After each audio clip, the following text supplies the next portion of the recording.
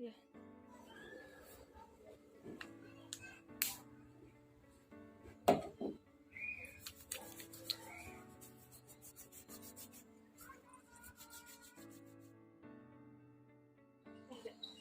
Assalamualaikum warahmatullahi wabarakatuh. Perkenalkan, nama saya Kasni. Perkenalkan, nama saya Faradila Tika. Perkenalkan, nama saya Diko Saputra. Perkenalkan, nama saya Adam Malik. Kami dari kelompok 1. Di sini kami akan mempresentasikan hasil kerja kelompok kami, yaitu peta konsep mengenai materi otot manusia.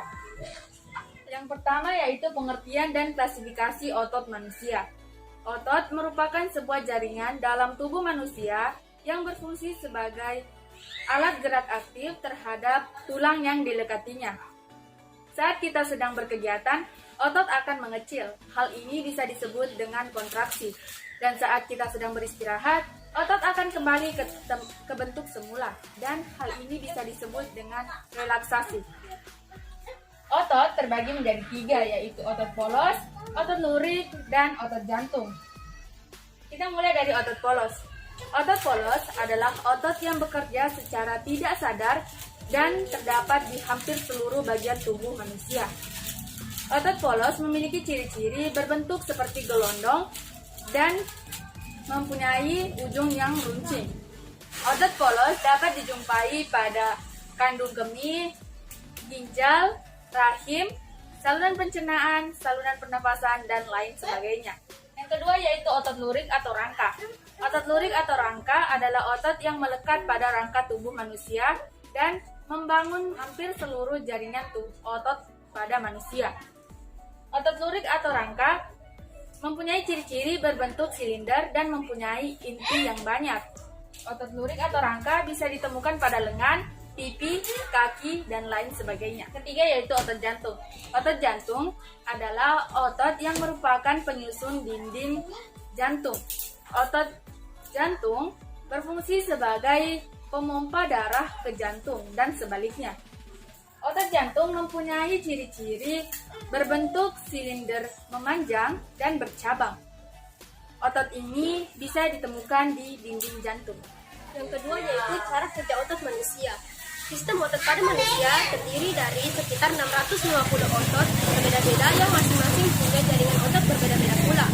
Otot terbentuk dari sel-sel khusus yang kita kenal sebagai serabut otot yang melekat pada tulang atau organ dalam serta pembuluh darah. Fungsi utama otot adalah untuk menciptakan gerak.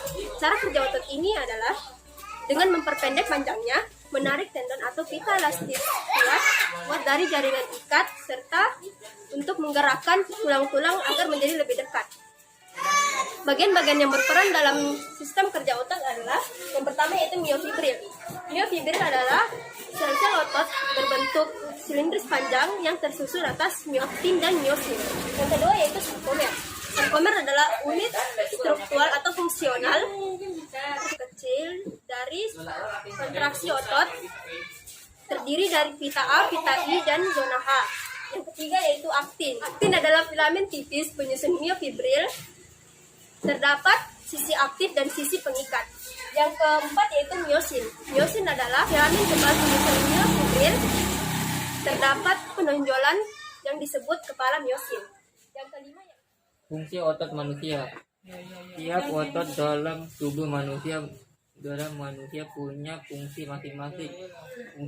Beberapa fungsi otot manusia: bergerak, bernapas, mencerna makanan, mengatur pembuangan air, membentuk postur tubuh, melihat, membantu peredaran manusia, atur keseimbangan persalinan.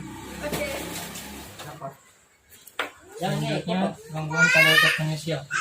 Gangguan pada otot manusia. Otot juga bisa terjadi gangguan. Apa saja gangguan pada otot manusia? Pertama, hipertrofi. Hipertrofi adalah otot yang berkembang jadi lebih besar. Kedua adalah atrofi. Atrofi adalah otot yang mengecil. Yang ketiga, ditrofi. Ditrofi adalah penurunan fungsi otot karena kelainan genetik. Selanjutnya, tetanus. Tetanus adalah kejang otot. Sekian presentasi dari kami akhiri. Wassalamualaikum warahmatullahi wabarakatuh.